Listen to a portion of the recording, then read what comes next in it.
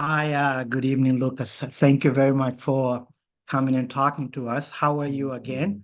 Habari ya I'm good, leo? thanks. Mzuri, Abdul. How are you? Uh, the discussion we have here is extremely important, and especially the part where you said we all go through transition at least 4 or 5 times, and it takes so long to actually finalize the transition.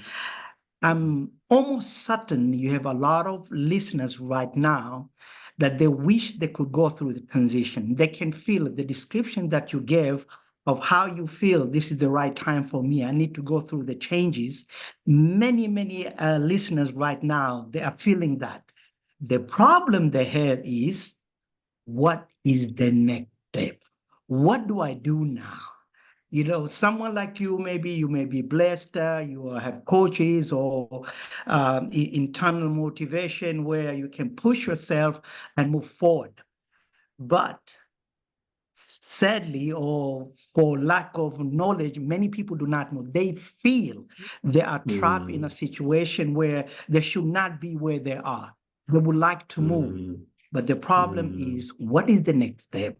What is the path they need to take to be able to go through that transition? Please. Thank you. How would you Yeah, advise?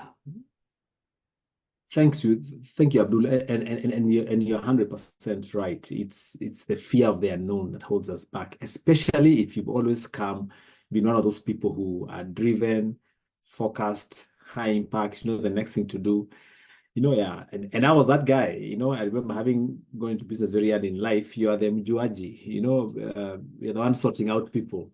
And all of a sudden, you're a deer in the headlights and you're clueless, and stuff. And actually, in between there, I got into a depression. I realized after the depression, I didn't even know I was depressed. You can be depressed and you don't know. I realized actually through a talk like this that we were having a number of years back.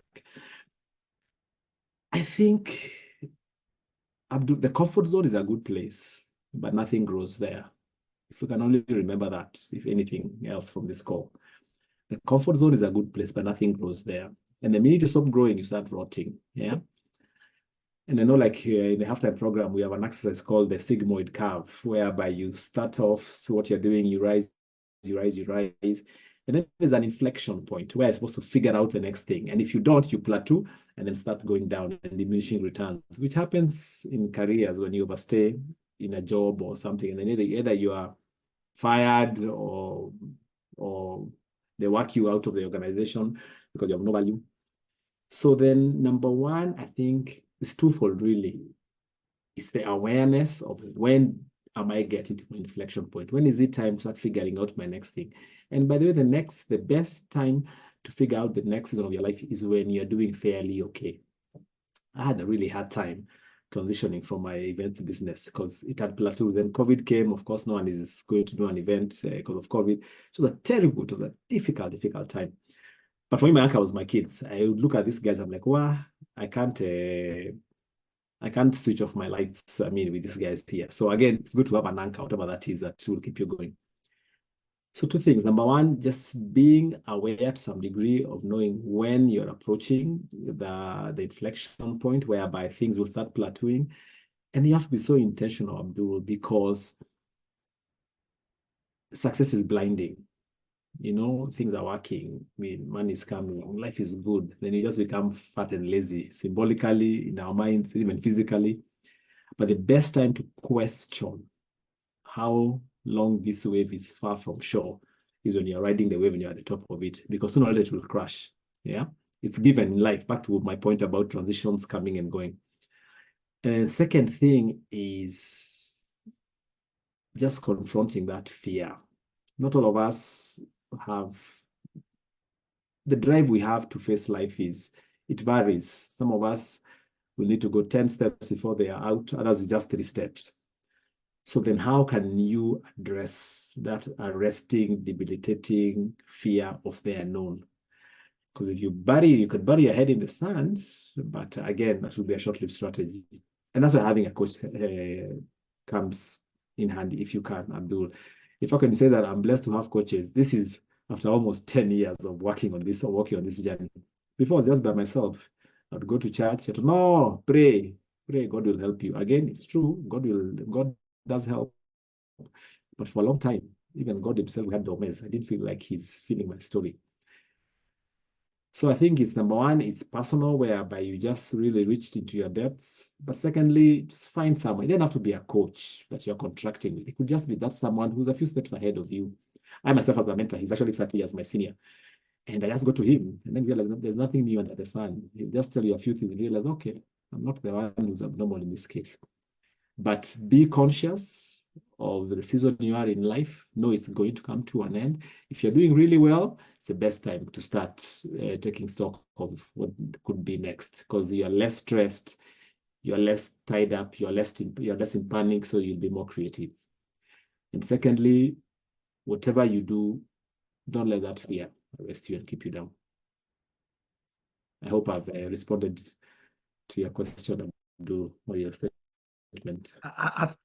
Thank you, Lucas. I think you did. I just want to have a follow-up question based on what you have answered. So, Yeah. to the listeners, we probably need to divide them in two categories: the one that have reached the end of the bridge, that they really need to make some changes, meaning they're in a dire situation that they need to make changes.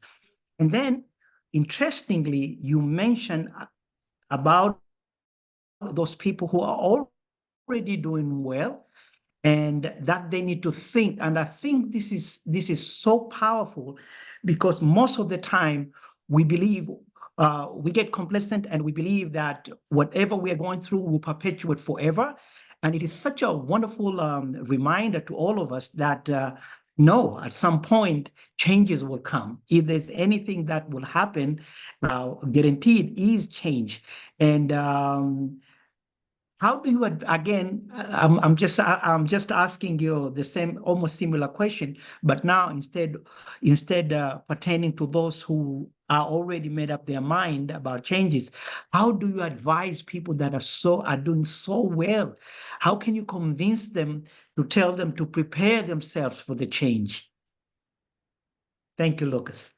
Yeah. Well, thanks, Abdul. I guess the convincing is even what I'm saying on this call. Like, almost pinch yourself. Yeah, things are working. You're ticking all the boxes, but just know it will come to an end. Let's take our politicians. Most of them, for example, who almost go to great lengths not to leave office because the guy never thought a time will come when you're no longer mheshimiwa. And I mean, the end begins the first day you start that assignment. For the day after elections, you've been appointed, IEBC has declared you, the end begins there at the first day of your term, And also you find many guys towards the end are running all over the place trying to do things because success, it's really blinding. That was my experience. And you just think, story itaisha, we are okay here. So just to reiterate the point, Abdul, just be aware, pinch yourself.